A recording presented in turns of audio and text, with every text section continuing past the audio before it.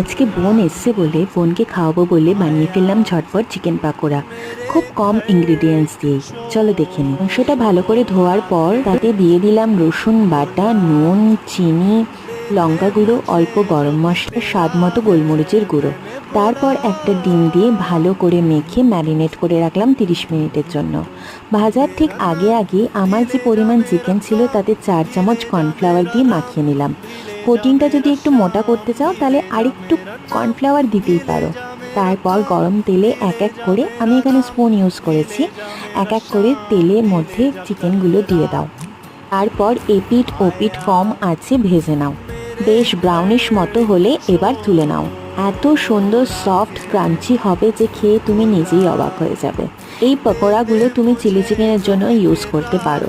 একবার এভাবে খেয়ে দেখো, দারুণ লাগবে। ভালো লাগলে আমার চ্যানেলটা সাবস্ক্রাইব করো, লাইক করো। Bye bye.